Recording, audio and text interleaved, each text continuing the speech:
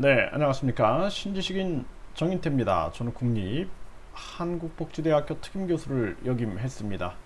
네, 종교범죄 가중 처벌해야 내가 메시아다.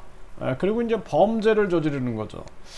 그래서 이 종교범죄라는 게 굉장히 이게 위험한 겁니다. 네, 그래서 지금 이 상황들을 보게 되면은 KBS 뉴스에 보도된 바가 있어요. 내가 메시아다 그러면서 종교 집단 교주 성폭행의 노동력을 착취했다라는 거죠.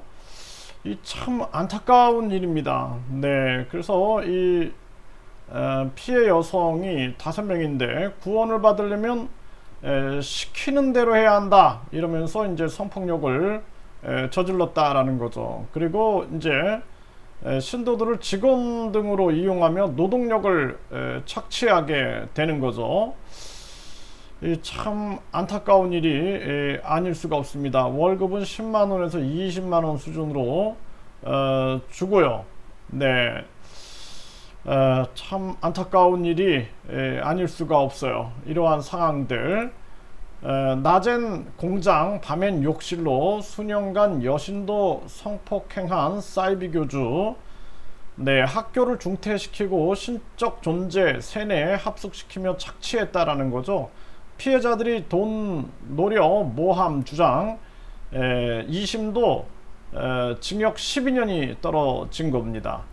이런 사건들이 이제 터지는 거예요. 또 자신 따르는 여성들 성폭행 70대 사이비 교주 징역 12년. 네, 공동체 생활하며 노동력 착취도 법원 피해자들 피고인 요구 저항 못하던 처지였다. 이렇게 얘기를 하고 있습니다. 여친을 1000명을 이렇게 두고 피임약 6만 9천 개 수많은 여성 성폭행 터키 교주. 네, 그래서 이 교주가 결국에는 여러 가지 이제 문제들을 불러 일으킨 거죠. 이런 것들 보면은 참 안타까움을 금할 수가 없고요.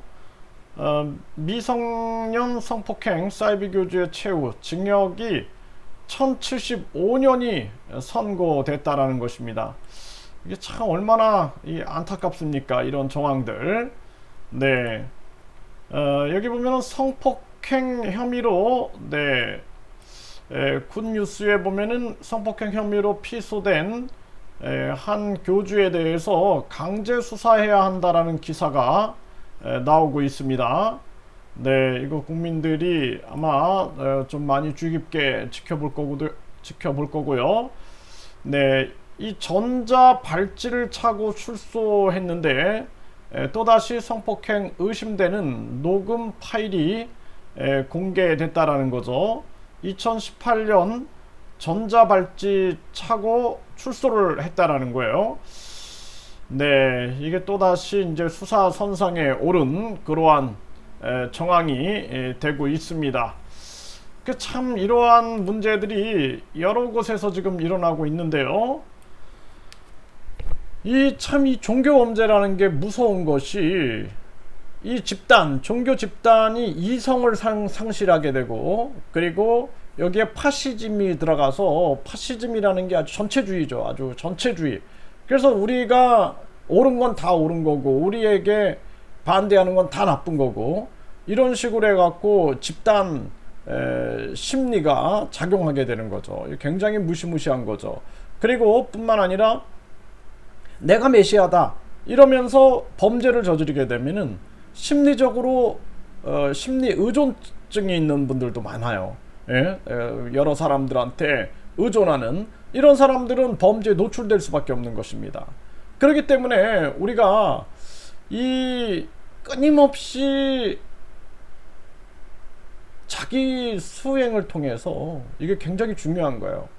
또는 그냥 수행까지 안 가더라도 자기 생각을 통해서 생각하는 힘을 기르는 게 가장 중요합니다. 그러니까 생각하는 힘을 길러가지고 뭔가 옳고 그름을 판단할 수 있어야 돼요. 그 옳고 그름을 선악을 판단하는 것은 뭐냐면은 양심이에요, 양심. 양심과 진실입니다. 그래서 양심과 진실을 찾는 그러한 훈련을 해야 돼요. 그래서 이런 데서 벗어나야 된다라는 거예요. 그래서 내가 메시아다 그리고 노동력을 착취한다든지 성적인 착취를 한다든지 돈을 착취한다든지 그러면은 벌써 알아봐야죠. 돈, 성적인 또 노동력 이런 사회 상식이잖아요. 상식. 응? 내가 메시아기 때문에 나랑 잠자리를 해야 된다. 이거 잘 상식에서 벗어나는 거 아닙니까? 내가 메시아기 때문에 나에게 충성해서 노동력을 착취당해야 된다. 상식에서 벗어나는 거예요. 우리가 이 근로기준법이라는 게 있는 거잖아요. 또 내가 메시아기 때문에 나에게 복종해야 된다. 이거 자체가 안 된다라는 거예요. 신이 그러니까 이 신이라는 것은 한마디로 말해서 이 대우주의 법칙 같은 거예요. 법칙. 그래서 인과의 법칙이라는 게 있는 거예요. 모든 게 원인과 결과, 뿌린 대로 걷는 겁니다. 그 법칙이 이 법칙을 중심으로 이 우주와 자연이 돌아가고 있는 거예요. 그렇기 때문에 우리가 뭐 신을 믿고 안 믿고 이런 부분들이 중요한 게 아니라 가장 중요한 것은 오늘 하루를 살아가면서 양심을 실천했는가, 양심의 소리를 냈는가, 양심을 행동했는가, 양심적으로 생각했는가, 그리고 사랑을 실천했는가, 남한테 피해를 주지 않았는가, 이런 것들이 중요하다라는 것입니다. 이것이 바로 우리가 양심과 진실을 찾아가는 삶인 거예요.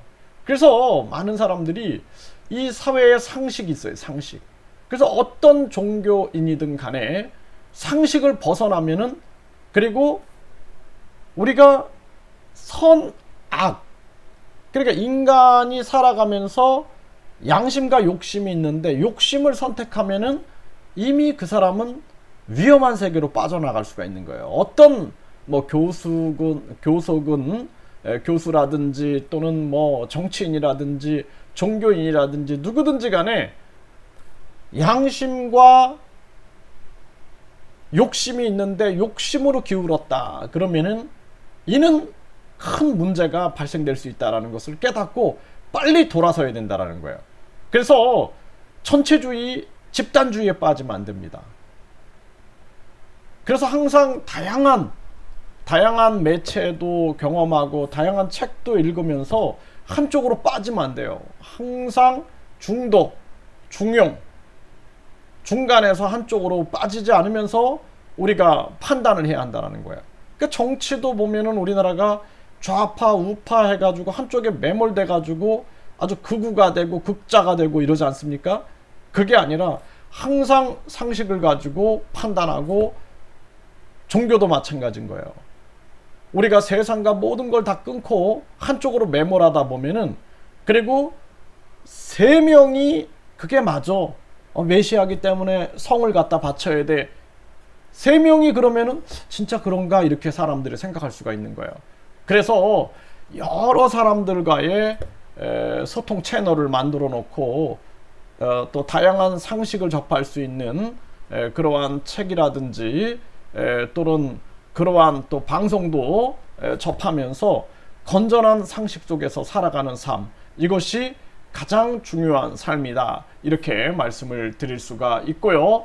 종교범죄는 가중처벌해야 합니다. 이거는 인간의 연약한 심리를 이용한 2중 3중 범죄이기 때문에 반드시 이거는 가중처벌해야 된다, 저는 그렇게 말씀을 드립니다.